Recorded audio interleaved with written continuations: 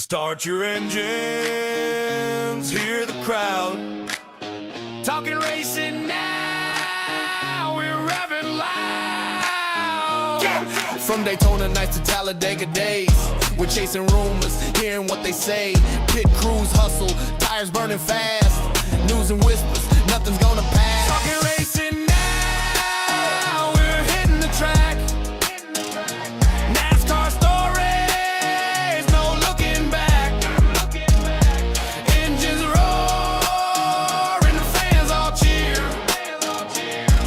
Every lap we're bringing the latest here.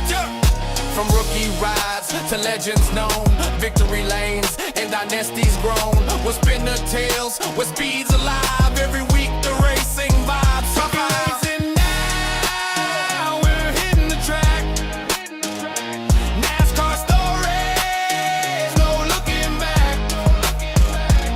Engines roar and the fans all cheer. Every lap we're bringing the latest here. Green flags flying, hear the sound. Talking racing now, the best show around.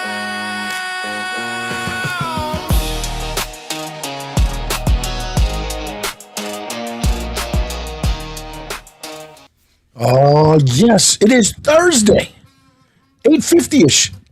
It is Talking Racing Now. Thursday will be the new home for Talking Racing Now, but not necessarily the time frame. But right now for the next 2-3 weeks, you think it is? Or what is it, another month or so? Sure, whatever works. Well, no, I didn't know what you had because you got things going on. So right now, Yeah. we'll be doing the 8:30-ish. Hey, 8:30ish works. Oh yeah, as kids softball. Yeah. Yes.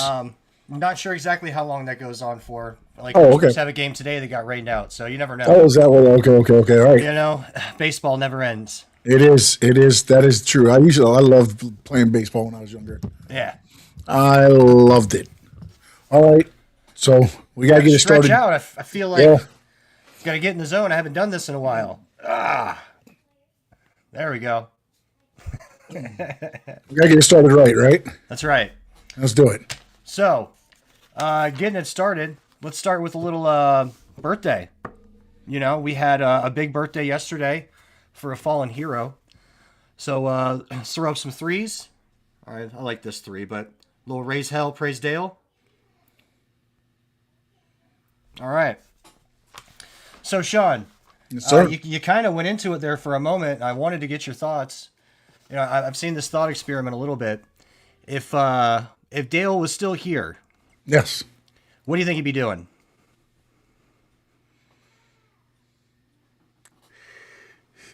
I would say Earnhardt would be a Cup Series now. I think Junior would have lasted longer. Maybe. But yeah, I think he'd be running. I think I'd be an owner still in the Cup. I think it would have moved up. Think he'd be doing DEI? Yeah. Actually, no, sorry. DEI was already in Cup. I'm sorry. Yeah.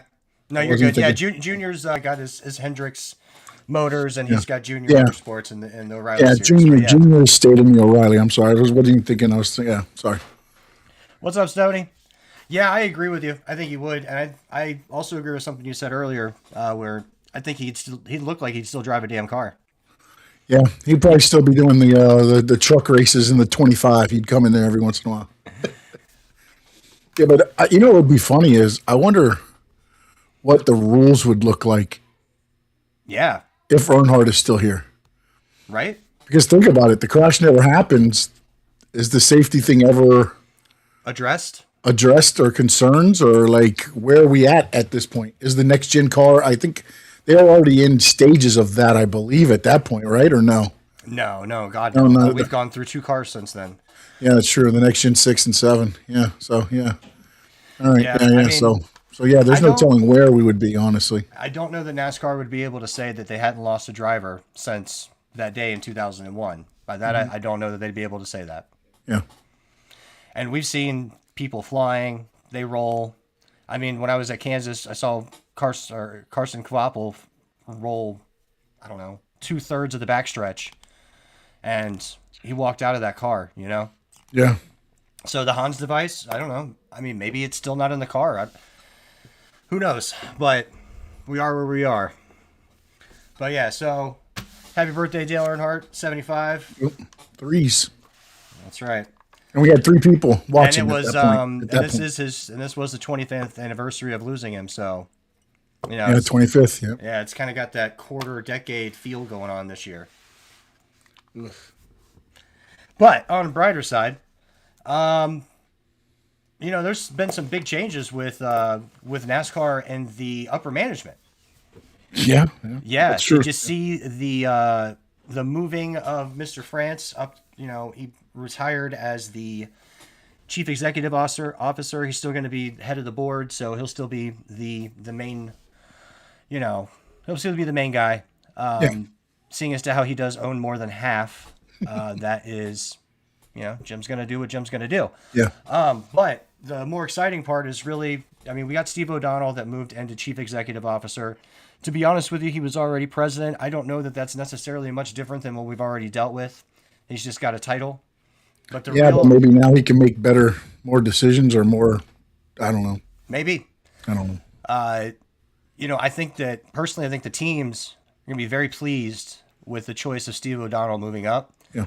They talked a good talk during the pre-race. They did everything. They answered, I think, right along the owners in NASCAR's way, it seemed.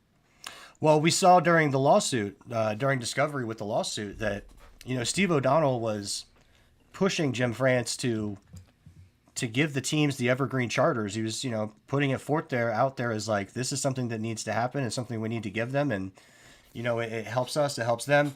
You know, he was on the side of the teams, and now we've got him in a position of power going forward to kind of help lead the future of NASCAR for, you know, the short-term future. Yeah. And I say short-term future because the other big name that came into focus was Ben Kennedy. What do you know about Ben Kennedy? I know he's a former driver, and a little bit. I think he's pretty much done everything, I think, in NASCAR.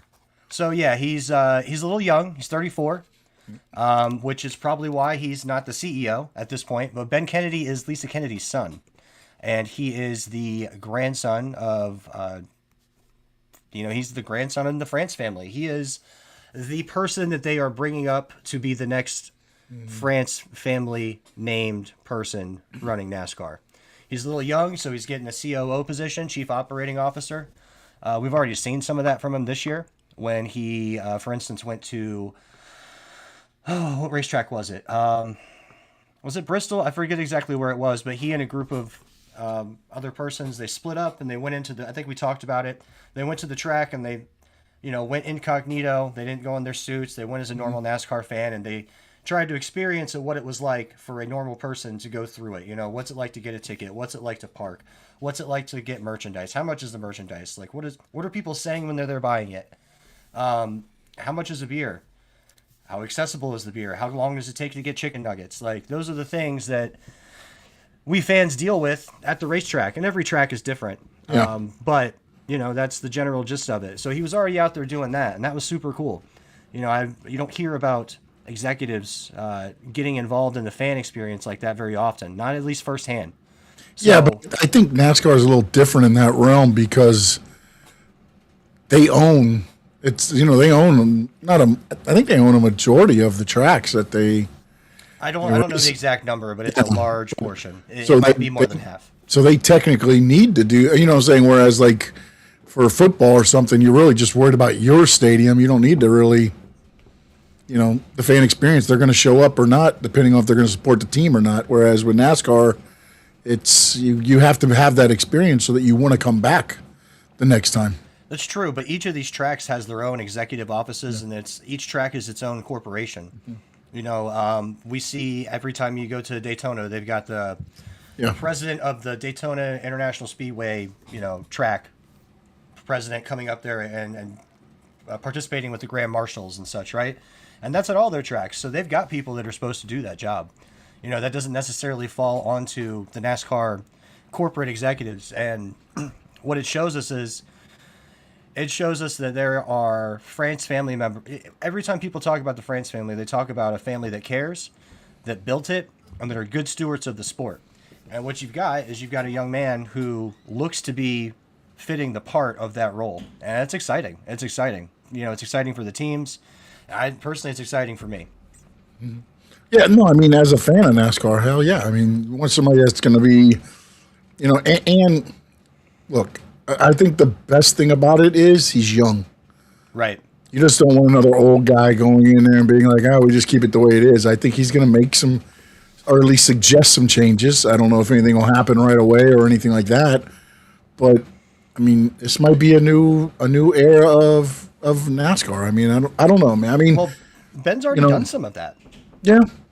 You know, Ben was a major proponent of going to the Coliseum and starting that race as like the beginning race of the year. Not obviously not the beginning race, but the Clash or whatever it was. Yeah. And he's gotten involved in some things that like he was a big proponent of us going to Chicago to start with. I don't know how involved he is in going to San Diego, but it's the whole part of him being young to understand like we need to grow into some of these bigger areas. We can't just stay in Charlotte, North Carolina. We can't just stay in Fayetteville or wherever, in North Carolina or whatever, in Homestead, Florida. Like, we need to get in Chicago. We need to be in high market areas to where we can grow the product because we're just grassroots. Right. However, they're also doing things to address the needs of the grassroots at the same time. Oh, no, yes. So, you can't forget it. You can't forget the past or your history either, but you do have to take some steps. Again, if you want it to grow the way everything else is growing, you have to start making it more mainstream, more, pop culture in a way. And you see it now with the national anthem. You got different people doing it. It used to be just the sponsors.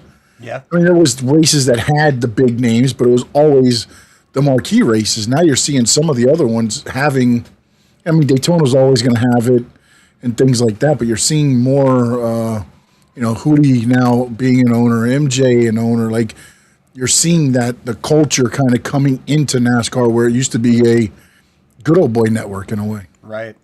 Yeah, and we've seen, and I wonder how much of that has to do with the charter system now. We're going to start seeing some of those people coming in more, right? Maybe. So obviously MJ was there first, and that's a you're going to get your money back. Before it used to be, it's a gamble, really. It's like going to Vegas and putting money down and hoping you hit big. If not, then you lose it. Now you own the charter, so it's yours. It was a passion project. Who were the major team owners, right? Like Penske.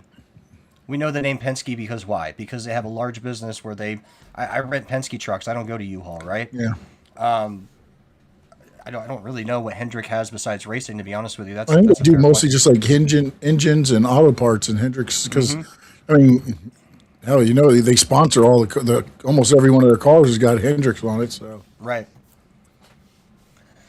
So yeah, excited for the Steve O'Donnell, Ben Kennedy era. I think it's been going in the right direction. I think it's going to continue to go in the right direction. I'm excited for it, and I don't know. I'm pretty excited for NASCAR in general. So, I think it's a good step, man. At least it feels like it's breathing fresh air.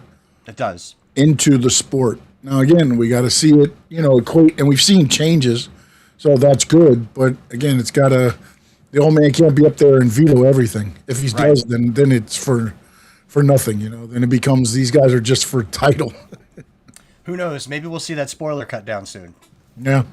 That might be cool. Yeah, that'd be nice. Be nice at some tracks. Right. Like the one we were at last weekend. Yeah. Yeah. So, speaking of last weekend, that's next topic I got here. It's the title topic. Yeah.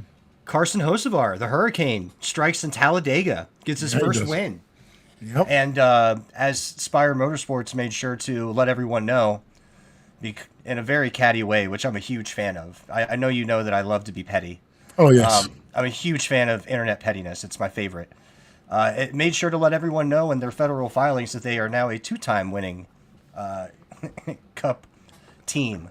So congratulations to Spire. Congratulations to Carson Hocevar. What'd you think of that race, man? What'd you think of that finish? I loved the finish. I thought look, man, I hate when my guy's involved in the big one, and my guy wasn't, but he did enough stupid stuff throughout the race to take him out of any contention. But Yeah. I like the way the big wreck took every, it really made this race be. I think when they were racing, I don't know how it finished, but at one point, everybody in the top 10 had never won or something like that. Yes. At the one point where, and it's like that's again. I know everybody hates it. There's only 12 cars running in the race, That's Dega. but damn, at least it's like, oh, we're seeing something here, and it's like, and then you get that emotion from a guy that, look, most of these cars, when they come to Daytona, I guess you could throw Atlanta in there, some of the bigger, this is the tracks where they go, we have a chance, for the smaller teams. And then, of course, the road course for some of them if they got ringers. But, I mean, this is really the only track where you really, honestly, some of these cars stand a chance to win this race. I mean, again, if you have other cars have a bad day at some of these other tracks, you might end up, getting a good finish or possibly win. But you come to Dega and you're like, we're in this. And with Carson Hocevar and the way he drives, like, you're like, oh, he's riding the Dente today, buddy. Yeah. And I mean, personally, I think the best car out there was Ricky Stenhouse Jr. And Yeah. I mean, Ricky's driving for Hayek Motorsports. Like, I know he came out with a 6, but he was the strongest pusher all day. Yeah. Well, that was the thing, though. He was the strongest pusher, but then he couldn't do anything else. So, like, you wanted him behind you. He just Right. couldn't get out and run anywhere else. But again, that's one of those cars where it's like, this is our track. If we're going to win, we're winning here. You know what I mean? That's it. like, and again, I hate to say it, but some of these teams circle these races and say, this is our chance. This is our chance. This is where we got to get that. And again, now it doesn't matter because winning in is done, but you can still pick up a good day of points. Absolutely. I mean, this is where my boy Austin Cindric got his 1 win last year. Yeah. Yeah. And he wore the wreath all the way through the entire day, wore it down the boulevard through the night, and yeah. That's what you do, man. How about that celebration? I loved it once he got it going. I was worried for a minute. I was like, oh, boy. I was wondering what he was doing. I thought he might get out and like maybe do the Ricky Bobby and run down the run. I wasn't I sure. wasn't sure what he was doing, but yeah. And then when you thought he messed up and he wanted against the wall so he could be burn out there at the end, I was like, He's rolling up. He's rolling up. Yep. Okay. Okay. Okay, that's intentional. Yeah, got it. Yep. Yeah. But So apparently Carson is 6'4". wow, I knew Yeah. he looked tall. He looked tall, but it's always like, oh, he's standing next to, like all these other guys that I know are short. Like, Yeah, I hope they never have to cut him out of that car because it's going to be difficult. He's a big guy. He looked like he was having difficulty trying to like wiggle around in there and stuff, and I was like, man, between him and who was the other guy? Who won the O'Reilly Series race? Corey Day. So we had 3 first-time winners. Yeah, it was Corey Day. He couldn't get out of his car. The thing was stuck in the. He kept trying to get out, and he couldn't get out. Yeah, he couldn't get out. Exactly. Speaking of first-time winners, we almost had a first-time winner from a big YouTube name, in the Arca Menard series. Did you see Cletus? Yeah, Cletus McFarlane finished second. Cletus got him a second-place finish. He was running up front in the last lap. He just didn't get the push he needed. He made the right move. He leaned up against the one car that was coming up to the inside, but he stayed there too long and he let the outside go. Yeah. And I mean, that's Dega, right? Like, but damn, I hope he stays in Arca, and I think it's good for him. I think he can compete. There's like 10 cars that can run with him, and he can work on his racecraft before he really starts to try to move this thing up, right? Yeah, no, 100%, man. Again, some people think he doesn't belong. I think he's done everything to show that he does. You know what I'm saying? I mean, look, I get it. He had an unconventional way and all this stuff, but I mean, that's a story. That's what you need. You need people, like this weekend or next weekend. I saved it. I can't think of her name right now. But the first black female driver in the truck series. Truck series, yeah, I was just looking at that earlier. That's the stuff. You got to start breaking these barriers down, man, to make this a true, cross culture sport. It's still considered, a Southern thing, and it's really not anymore. It's everything but it's still looked at in some eyes as, a Southern sport. And I think when you have more of this stuff and you can add, and I get Cletus, I know Cletus McFarland is Southerner, I get all that stuff, but the story is a story that can catch on anybody Cletus that has international. Yeah, I know, but I mean, Yeah. but it's like if you have that drive and you want to do something, there's a story there. Like that's the thing. It's like, William Byron, when he first came in, I mean, he's an iRacer, and it's like, oh, this is not gonna, and then he goes and wins, and it's like, dude, to me, that's the problem NASCAR has had. They've had stories, and they never, and again, I think due to the fact that the charters were the way they were, you didn't really focus on the stories as much as they do now of the drivers, because the charters didn't mean anything, honestly. Yeah. You lost your charter, you lost a driver, but now William Byron is a company. You know what I'm saying? Austin Cindric is a company now. They're businesses for these guys. So Absolutely. I think the stories, you've got to be able to be relatable, man. If you stay, like Denny Hamlin, I think is the best story of looking at somebody that understands the business side, the racing side, and put it together to where, I mean, he had FedEx forever. They left, and he got but you got to be relatable to all these different sponsors that'll want to be a part of your car, and that's where the money comes from. Yeah, absolutely. So, congratulations to the Hurricane. Yeah. Nice, man. First win. I think there's more coming. Oh no, yeah. Just, I think he needs to get into a better car. I mean, I don't think he's winning more with Spire. I mean, he might win some speedway races with Spire, but I think he replaces somebody and then becomes a bigger. But I think they let him cut his teeth with Spire. You make your mistakes now, and then when you're ready, we'll bring you up and make you. Yeah. That 2 car's looking pretty good. Yeah, but I feel like that's somebody else's ride, but we'll see. We'll see. I don't know. I don't know who's set up to be the 2 car, and I'm not exactly sure how long Austin Cindric is set to be there. I shouldn't, down on Cindric as much as I do, but I don't know. It's tough, man. It's tough. Carson Hocevar, You see him make dumb mistakes, man, all the time too. Though it's like, look, you can have a string of bad luck, but at some time the luck's got to turn around, or it's you. Well, the luck has been turning around for him. He's been running better. It has. Um, I got a question for you. Sure, let's go. The Bubba Wallace wreck. That was my next topic. Let's do it. All right, What's the let's question? do it. What was your take on it? So my initial thought was, when I first saw it, my initial thought was, Bubba's trying to block a lane going too slow, and he can't take the push. And I thought he had no business coming over to that line to make that block. That he was set up in the middle lane. He should have stayed there. Get your push, get back out front, and keep going. That was my initial thought. I still believe he was going too slow to be making that block. Well, I think what we saw with a lot of these cars too, though, is when you got too far out, it dragged them down a little bit somehow. Well, yeah, there's a lot of drag on the car. Yeah, there was so much, but like it did. As soon as you hit it, it dragged the first down, so it allowed for all the cars to, you know what I'm saying? And that's where you get into the problem, and I think that's more of a. But I think the problem was more of what Joey says. So Joey Logano told us what? He told us that we were out here pushing cars that don't have flat ends. Yeah. The Toyotas are not a good shape for a super speedway. We knew that last year. We saw what happened to Bubba. And if you continue to watch the race, you saw Tyler Reddick get out front. Or, yeah, was it Reddick or Bell? You got to push them square. You got to push them square. As soon as you go up a little bit, you got to get off. No, but even when they were pushing him square, the Toyotas get squirrely. They're just not meant.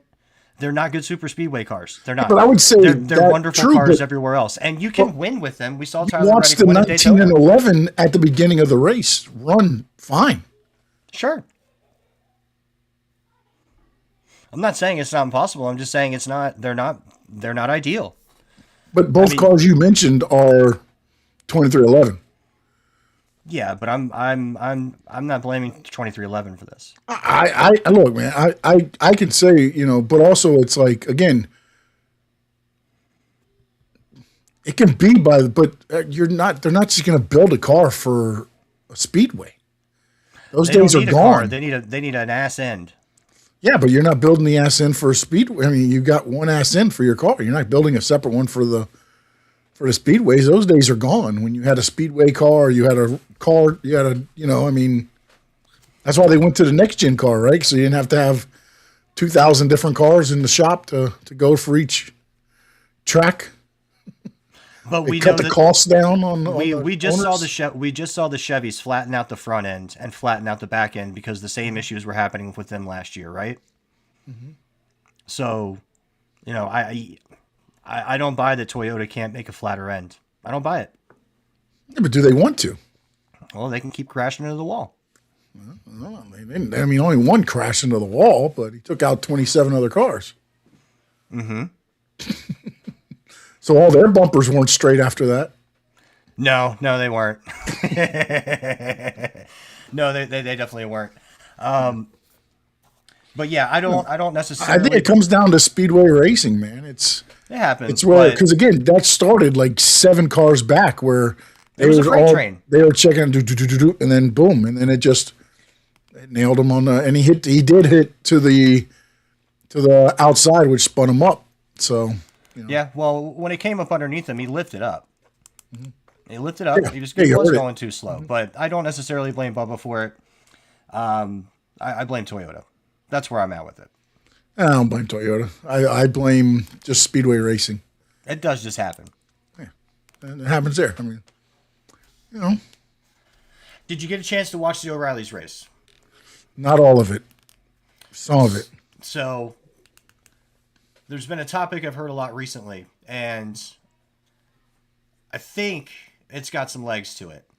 Okay. Do you think the O'Reilly's races are more enjoyable to watch than the Cup Series is right now? Yes. Yeah. Why? I think it's the unpredictability of them. To me, the cars flow. The cars flow more naturally. Well, they flow more naturally too, but then you see guys. Just, how do I want to say this? Guys aren't so company there. Yeah. They're not worried about, like it's not like, oh, I just want to finish. No, I want to win.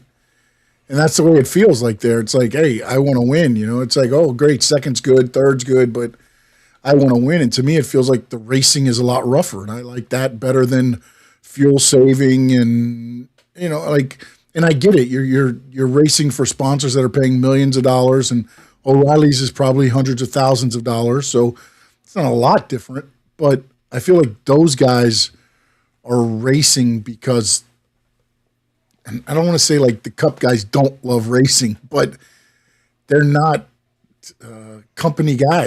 And again, company's wrong because they're not really companies, but they're out there for themselves to win and their team, and they're still trying to climb the mountain. Yeah, maybe that's what it is. They're still trying to climb the mountain, so they don't. It's not all that Mr. Nice Guy stuff. Like I get so tired of and you get it every once in a while where guys get mad, and it's usually Hocevar or Chastain are the guys, the evil guys, and everybody else is upset at them. Right. But like the guys that don't go by the unspoken rules. Yeah, I love that stuff to me, man. That's what, it makes it more enjoyable because, and then man, I'll tell you now too, man, like, it's funny because half the time the announcers aren't even at the racetrack.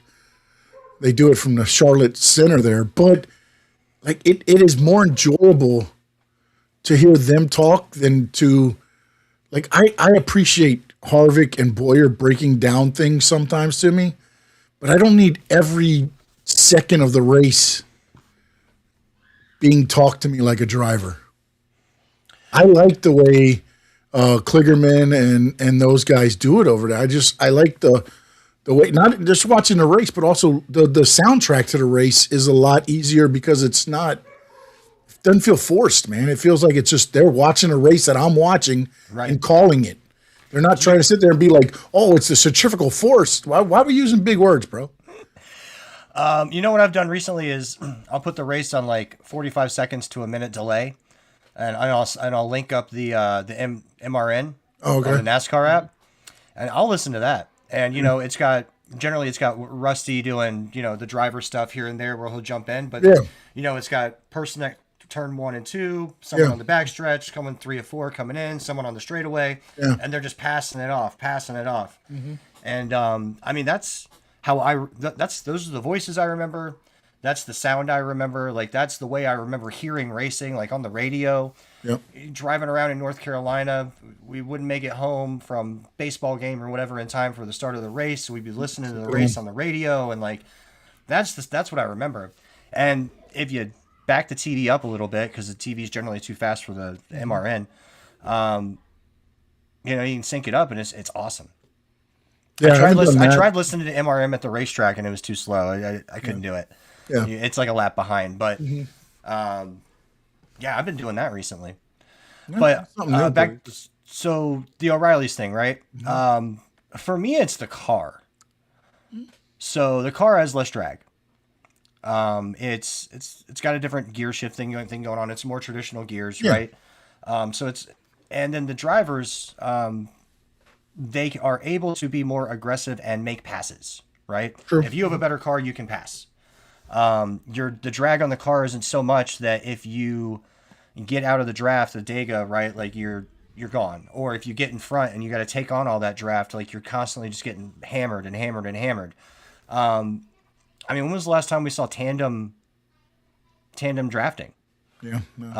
We got some pretty good drafting, like some not necessarily all in the pack in the O'Reilly's race. It was very interesting. So for me, I think it's the car.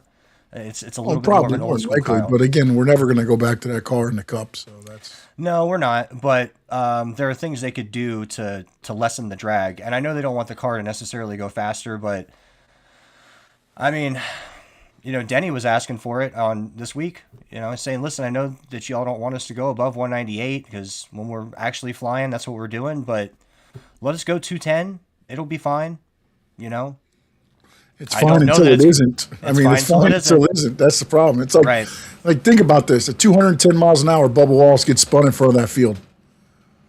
Well, he almost went airborne anyways. If someone had hit him on the side quarter panel, he was flipping. He's not the only one that's going to go airborne at that point. I don't know. I guess I'm not an engineer. I don't know the difference between 198 and 210 when it comes to going airborne. But I mean, when the cars were going sideways and getting hit, you know, I mean, again, maybe those the hatch things will work. I don't know. I mean, but it just feels like, man, dude, 210, you get spun in front of that field, dude. Like, maybe they got to do something because at the end of that Cup race, there was 3 people that could win. That was it. Yeah. Nobody was coming up. Nobody was only 4 cars that got in front of the field. There weren't enough cars. There weren't enough cars to make a third line. And I don't know that they would have been able to maintain a third line if we had the whole field anyways, not competitively. Yeah, it only worked. It worked at the very first stage for a little bit, and then it just. And then they started breaking apart. The Toyotas, I think it was Toyotas, decided, fuck it, let's Toyotas, run, right? Childress, and Cody Ware. Yeah, they decided, let's go. Oddest decision ever. I don't know what that. There are 7 cars up there. It was the 2 Childress, Cody Ware, and 4 Toyotas.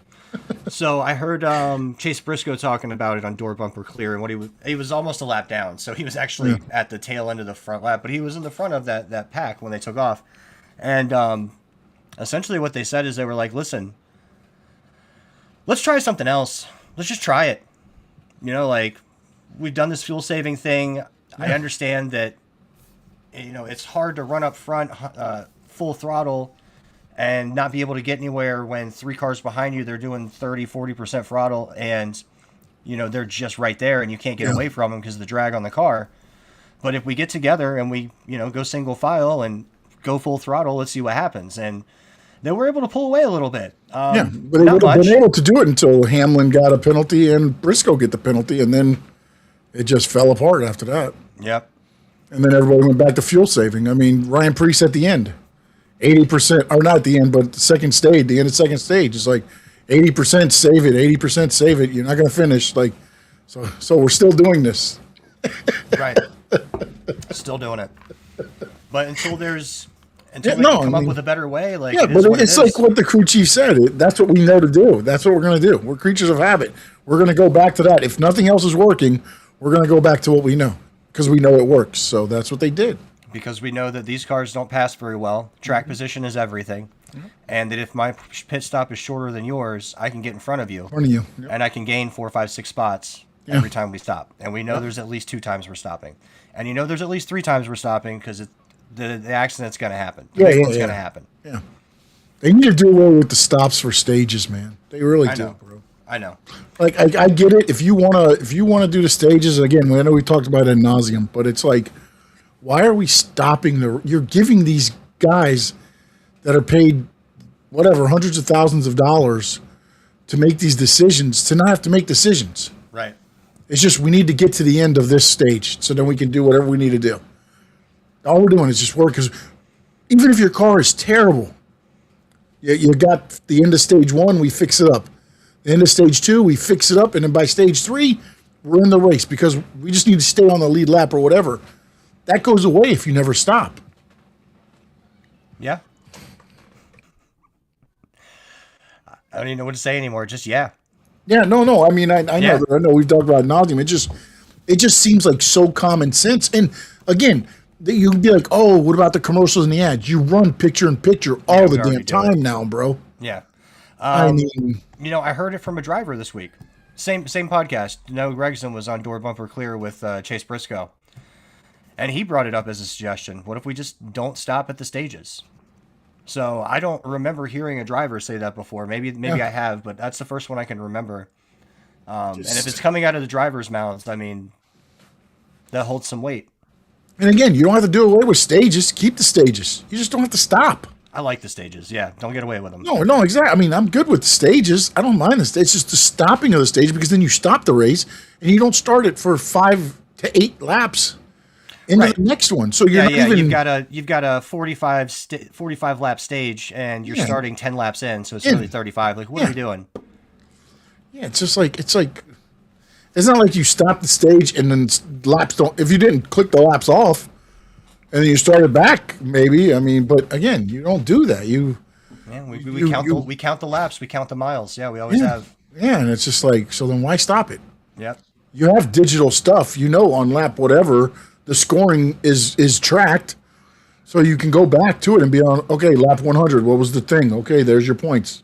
Lap 200, where were you at? Okay, boom, lap, of course, the winner. Yep. I mean, you don't even have to do it. If you want to do it right there on the fly, you can. But this, again, it's like, it's like giving the world's smartest man a calculator and being like, hey, go solve 2 + 2. I'm like, bro, what are we doing here, man? I mean, these guys already have... I get it. There's new horsepower. There's new things going on each time, and they flip the things and everything else. But it's not like you're really being able to trick these guys at all. They know the car. They know the drivers. They know what they're doing. I mean, yeah, they're going to have issues here and there, but like you're not going to do anything that they're not prepared for until you did something like, hey, guess what, guys? We're still doing the stages, but there's no more yellow flags.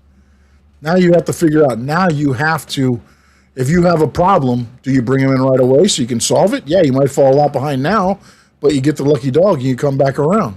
That's right. Because you're not getting the stage. So, usually you could make the decision because we know as long as we get to the stage, we'll get the lap back. But now you don't get to stop there. So, man, I think it's just, you give them, it's like what I was talking with Frankie today is like when he's talking about the WWE and the AI and an excuse for creative. No, they got to be held accountable. If they want to use it and it gives crappy storylines, then it's crappy. Like you're giving these guys just freedom to do whatever they want to do because they're smarter than any of us, and you're giving them advantages every race. And to be honest, they were talking about it during this race, and I didn't think about it until just now. Tyler Reddick has become a master of the stage racing. Oh, yeah. Because he positions himself to where he's always there at the end, so that, you know, boom. I think they said he's won like 3 of them in the last, you know, few laps or something. So he's kind of the master of just racing at the moment. But yeah, no, he is. But again, if he can't fix the car during the stops, that doesn't happen because you're stuck. You're screwed with the car. Yeah. Those would have to be done elsewhere. He's falling last behind, and it's looking like last year. Yep. But one more thing, and let's put a bow on Talladega. Yep. So it was a new rule for the weekend.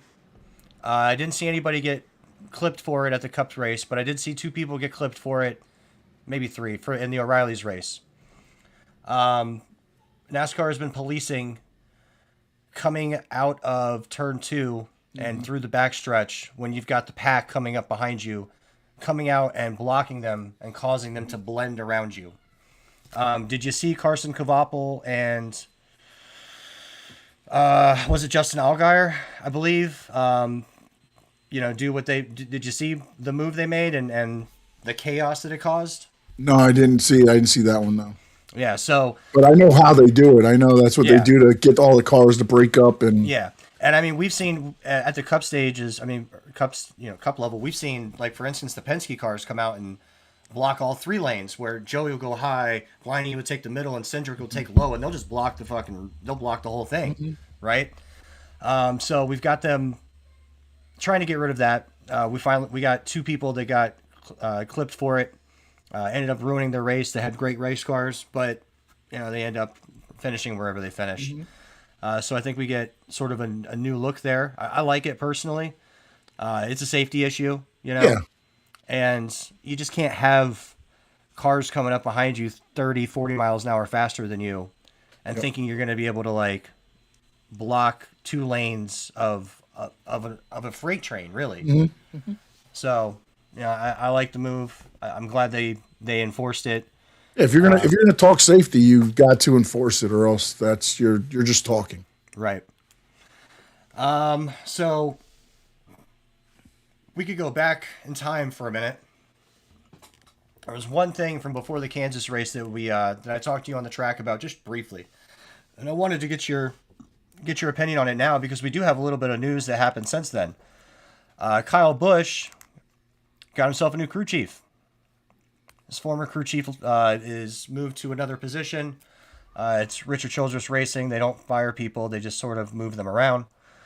And I'm not really sure who the new crew chief is. I don't know enough about them to really talk about them. But prior to that happening, Denny Hamlin had made a statement, essentially saying that Kyle Busch was kind of a problem in RCR. That he needs to step up and be a leader. You know, be part of the solution and not the problem. And that if he's going to be the flagship at RCR, he at least needs to be finishing better than Austin Dillon. Which personally I kind of took as like, that's kind of a slap at Austin Dillon, right? Like, Austin Dillon's, he's not Kyle Busch, but he's a multiple-time winner, and he's driving the same race car. He's been there forever. Like, we don't necessarily know how good Austin Dillon is outside of an RCR car. I mean, he is RCR. He's the grandson. Yeah, no, I mean, it was a slap. I mean, I think it was a slap at both of them. And a slap at RCR at the same time. Like, I don't think that their cars have been good at all. But also, look, man, you Kyle Busch, I want him to win so bad. I want Brad Keselowski to win so bad. But you also can't just be like, poor, pitiful me because my car's not running good every time, man. I mean, RFK is significantly closer than RCR, right? Oh, no, I agree with that. But it feels like Kyle Busch getting into the car already knows my day's done. Yes.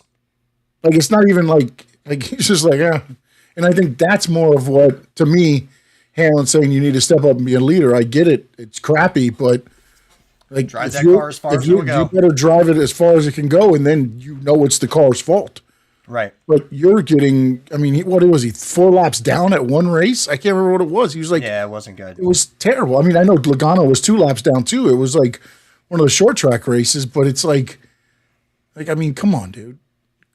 Like, and I feel like he's just taking on that now. Like, let me just get through this contract and I'll figure out what goes next. But to be honest, if you're, are you signing Kyle? Are you signing Kyle Busch right now? Over some people, but I don't know that it's a better situation than RCR. I don't know, man. I mean, like, if I'm one of the top guys right now, I'm not bringing him into my organization. He's tainted. It feels like. Again, I get it. It's not necessarily all his fault. It's not all his fault. I get that doesn't got great cars, but again, you drive the wheels off of it and say, hey, I've done everything I can. This is what I have to deal with. And to an extent, I don't think he's done that. I mean, I'll be honest. I don't think. Because, again, you can call it a slap in the face or whatever. But if you're telling me Kyle Busch and Austin Dillon are running the same car, Kyle Busch should be finishing ahead of Austin Dillon every time. Maybe speedways because Austin Dillon does good there and everybody can do whatever. But, like, you can't tell me that Kyle Busch isn't a better driver than Austin Dillon. And yet, again, I think it's because he steps into the car and just goes, oh, it's the same damn car. It's got no pickup. It's got no speed. I'm screwed. And then it's downhill from there. Do you think any of it could be him becoming more of a dad? No. Just being not being rowdy. No, because he's rowdy with his son. I watch the sprint races and he's out there doing his thing. Yeah. Because he has a car that can win. He's rowdy when he has a car that can win. Yeah. When he doesn't, it's poor, pitiful me. It feels like it. I'm not saying, again, I don't know Kyle Busch from anything. But when he does the interviews, it still feels like he's throwing shots without throwing shots. Like, how's your day going to go? Oh, we'll see. You know, I mean, yeah, a little bit of speed. Not like, hey, we got a fast whatever. And then, no, it's just, we got a little bit of speed. The handling's a little off. We'll figure it out. It's like, it's always just, like, we get it. Your car's not good. But again, drive the wheels off of it. Come home 22nd. But know that you drove and you did everything in your power to have that 22nd finish because the car wouldn't give you anything else. Then people don't complain. But when you're in the car cursing people out and you're 6 laps down. Yeah. Like, I mean, come on. Not a good look, man. Yeah. I mean, hypothetically, right? If Kyle Busch is to re-sign, there's probably 6 teams that are in a better position right now than RCR. There's a couple of them that are equal, but I'm going to say Spire's, Dude, I'll tell you, Spire's in a better position. Yes. RFK's in a better position. Yes. 2311 is a better position. Yep. And then you've got the 3 major teams. You know what would be funny? If he drove to 35, took over for Riley Herbst. Yeah, but we've got that marked for Corey Heim. Yeah, that's true. But they're getting a 4th car. If they get a 4th car, maybe. I mean, I know they will Inspire, I think it's the 4th. Those 2 get the 4 next year. I think they get the 4th team. So Spire could Spire could be a possibility. Yeah, if I was Busch, I'd probably go Spire. I like that. I think I'd go Spire with McDowell, Suarez, and Hocevar. I think that's pretty cool. If you're getting a 4th car and you're not getting rid of somebody, I mean, Spire needs to do everything they can to hold on to Hocevar as long as they can. Yes. Yeah. Michael McDowell is essentially the leader of that team. He's the old head. He's a very just good race car driver. Yeah, he's a very solid, and he's the safe driver. Yeah. He's a safe driver to be there for the rookie guys or anybody have a problem. They come to him. He'll get you up there, good solid finishes, and we've seen Daniel Suarez take excellent steps forward this year. Yes. Well, because I think that's where I think Busch is. Busch is in what Suarez was last year. That's what it feels like. Yeah. Like, I just can't wait to get this season over with. But Suarez never really, I mean, this year we're hearing about it, but last year I don't think Suarez, I mean, at the end he was like, I'm leaving, but I mean, there was never, like, I don't know, there's never you could tell he wasn't happy. Yeah, you could tell he wasn't happy, but it wasn't shown on the track. I mean, besides that, like, I'm not getting rid of BK, obviously. Unless he retires, he's not going anywhere. It's half his team. Yeah, not half, but whatever part it is. A third. I'm not getting rid of Ryan Preece or Chris Buescher, especially not Chris Buescher. Chris No. Buescher's on the verge of becoming And to be something. honest, Ryan Priest looks like he's taking a step forward. I It like just Ryan Priest. he just has so many like brain farts at certain times. It's like he's Jalen Waddle to me. Like you think he has more drops than he does because he always drops at the worst time. It feels like Ryan Priest, brain farts are always at the worst time. Like If Ryan Priest ever starts winning races and his personality starts coming out, he's going to become a star. Yeah. That man is hilarious. yeah, no, He's got this whole like astronaut thing going on. I mean, Ryan Priest is great. I ain't getting rid of Ryan Priest, and I'm not getting rid of Chris Buescher for Kyle Busch. Right? especially for Kyle Busch. Yeah, RFK's not happening. He's not going back to Gibbs. yeah. There's nowhere to go. And to be honest, I don't think Gibbs is going to get it. I mean, I guess when Hendricks, Hamlin no moves way. in 27, 28. Yeah, Hendricks is a no way.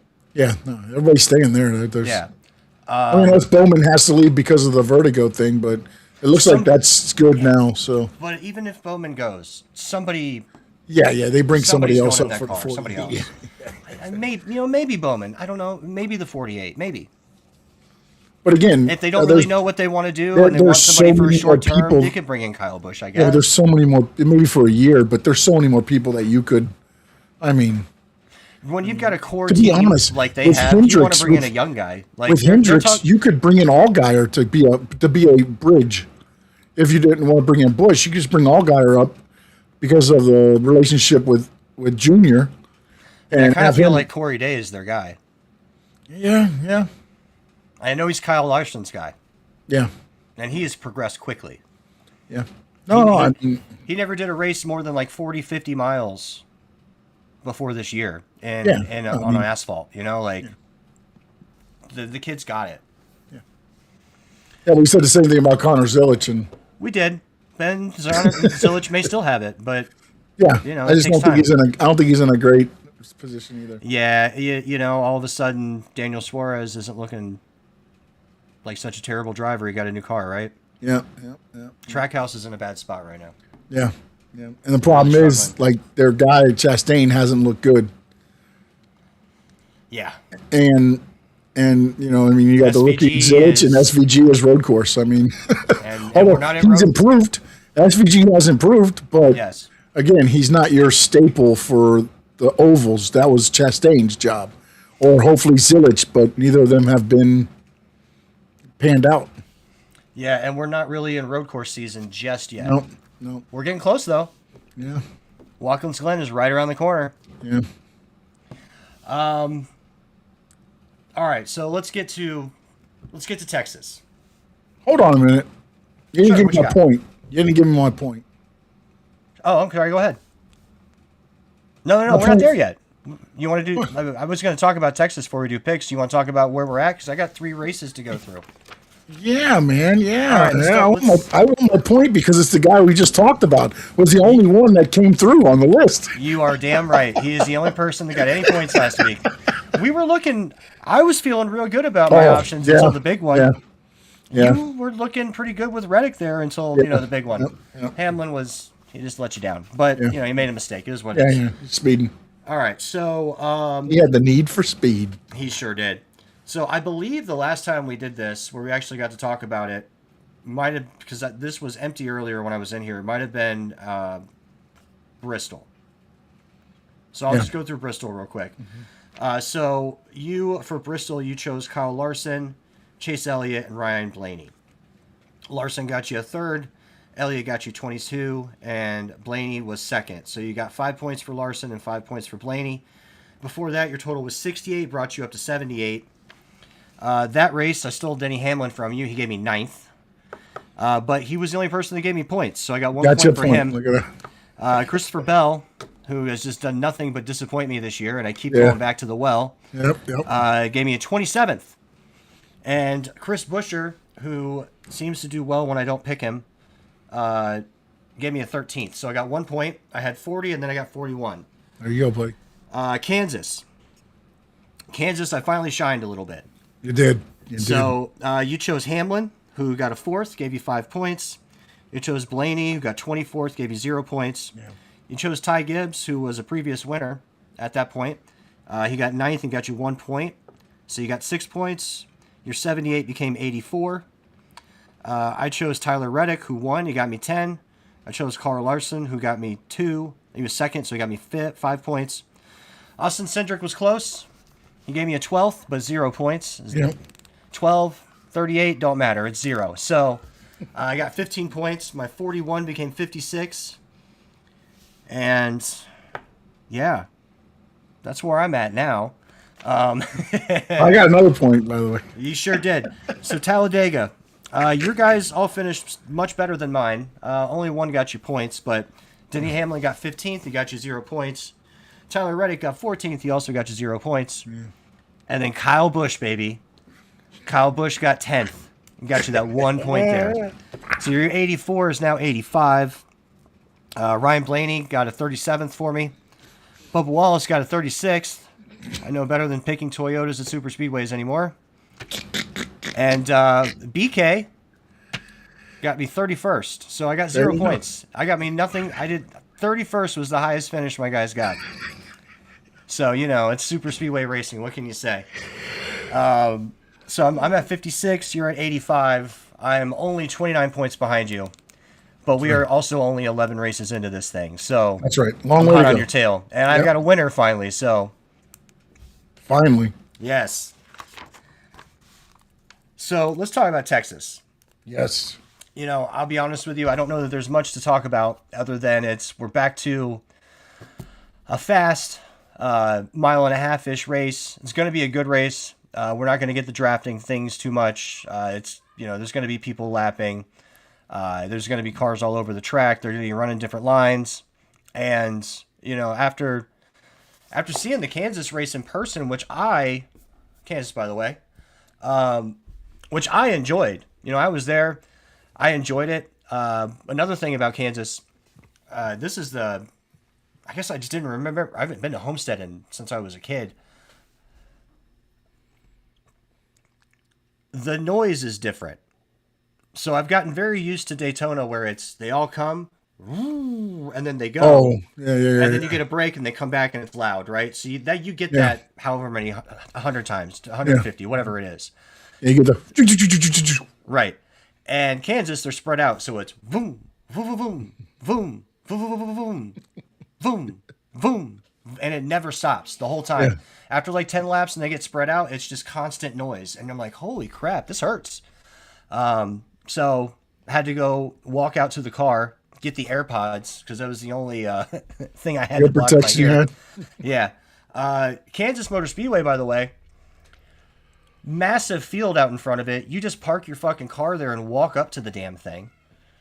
You walk out, some guy scans your ticket, you walk back in. Excellent experience. All the shopping is like right near the front gate, which is how I remember NASCAR being, right? Like all the trailers are out there. They're all lined up. They're all relatively in the same area. It's easy to get to. They're not spread out along the entire front stretch like Daytona is, where you got to walk a mile to go find the guy that you want to see. Although I shouldn't. In Daytona, in the middle, they do have most of them, but they're not all there. The Toyotas are like almost at turn 4. Anyway, so I had a great time in Kansas, but when I was watching it, I enjoyed it. And then I come out and I find out that the television experience was absolutely awful. Probably the lowest rated race of the year. I'm sitting there and I'm watching Tyler Reddick run down Denny Hamlin for like 30 laps. And to me, like, this was awesome. They're going through traffic. Yeah. He's running him down. He's running him down. He's running him down. And I'm like, the tires, they're going to catch up, right? Like, Tyler's got newer tires. Hamlin's going to slow down. He's getting them. And he did. And then with, the second lap, Tyler hits the wall, and now Denny's in front of him again, and we're going for one more lap, and then obviously the wreck and everything's different. But, I enjoyed the hell out of that race. Did you see it? I saw the ending of it. I did not see the whole race. The backlash after the race was like that it was the worst race ever. Nobody enjoyed it. Apparently the television product was awful. I don't know. All I know is I was there. I enjoyed the hell out of the race. Yeah. I feel like Fox sometimes gets too cute, and they want to, they think they're smarter than the viewer in a way, and then they'll go you know, like when again, the pack racing in Talladega was one thing, but then the other one, like,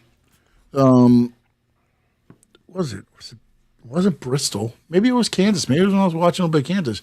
The leaders got so far out in front. There was a battle between like 1, 2, and 3, but then they went to the other spots in the thing, and then by the time they got back to them, they're like, "Oh, we'll show you what happened." And it's like, why were we not focused on that when a guy? Yeah. Like, again, we've been waiting 30 laps for a pass. Yeah, and you don't show Right. it. You know, Right, we gotta you watch it show on replay. Yeah. Anyway, so for me, I know they're all different, but Kansas, Texas, you know, I'm blanking at the moment. It's the mile and a halfs, right? Like we're going to another mile and a half. Atlanta, right. and those. Well, Atlanta's Atlanta's more different. drafting now, yeah. Well, yeah. After the repave, Atlanta's a totally different monster. But we're going to a mile and a half, so we're going to see what happens. Vegas, right? Vegas, mile and a half, Vegas is an excellent example of a Texas type road track or speedway. Sorry. Yeah. Phoenix is obviously different. And, Yeah, Phoenix and Homestead are their own beast. All right, so you ready to do picks? Yeah, I'm ready, man. I'm ready. All right. I believe you picked first last time. Does that sound right? We'll say that. Yeah, that sounds right. Yes. Okay. So he's. Well, actually, we did. Yeah, no. I'll check the text messages. Hold up. No, it's fine. It's fine. Go, man. Go. You first. Well, no. I don't want to cheat. Yeah, no, you keep track of this stuff. I'm up by enough. Go ahead. You first. Yeah, you pick first. Okay. All right. Yeah. So I pick first. All right. Got the text thread to prove it. Mm-hmm. I don't want to be a cheater. Yeah. When I come back and beat you. I never thought you were a cheater. I'm not a very good cheater, apparently. You know, we're going back to a mile and a half. I want Tyler Reddick again.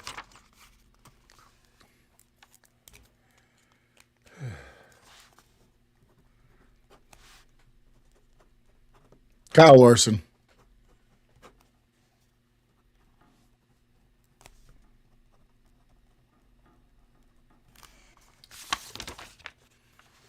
All right, so I'm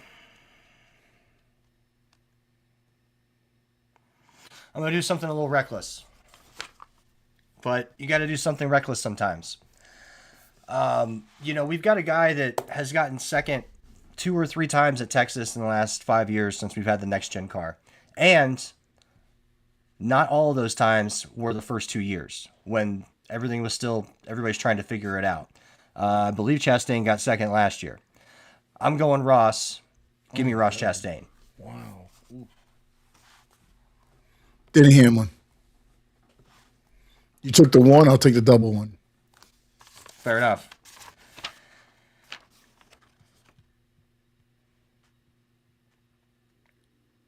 Give me Ryan Blaney. Give me Superman. I'm going to hop on his cape. I'm going with the guy who does good here. I picked the 11 already. Times that by 2. Taking the 22 of Joey Logano. Going with Joey. Yeah, but I was between Blaney and Joey, but I've just got that Superman feeling. The stash is getting too much. It's too much time with his llama. All right. I don't have any other topics. You got anything else? No, man. No. Just let them know where they can get you, man. Oops. All right. So I'm Spencer O'Neill. You can find me at NoldOut87 on X. You can find me here at Talking Racing Now with the great Sean Stanley. Like and subscribe. You know, follow me on X. Give me a follow. You follow me, I'll follow you back, right? Subscribe to Sean Stanley's channel. Let's grow this thing. Hit up some of the other people, you know, sort of in the hemisphere here. Go hit up Adrian, Mr. Adrian Rainey. Go talk to Frankie Fresco, and let's get this thing going. But yeah, you can find me on those YouTube streets too. There it is. He is no doubt. There's no doubt about it. That's right. And then you can follow me at SS_Sports Talk, Stanley Media House, everywhere else. Stanley Media House Network on YouTube. You got the Rainy Day Podcast. You got the Frankie Fresco YouTube channel. We've got Finn's TV. There's a lot of different avenues you can go. This is Great Podcast Network. I want to thank everybody that has tuned in. Spencer, I want to thank you for your time tonight, my friend. Always, brother. This is a highlight of my week. Talking racing with you. It is always a highlight talking to you. And now it is time to say, Talking racing now! Talking racing now, the best show around.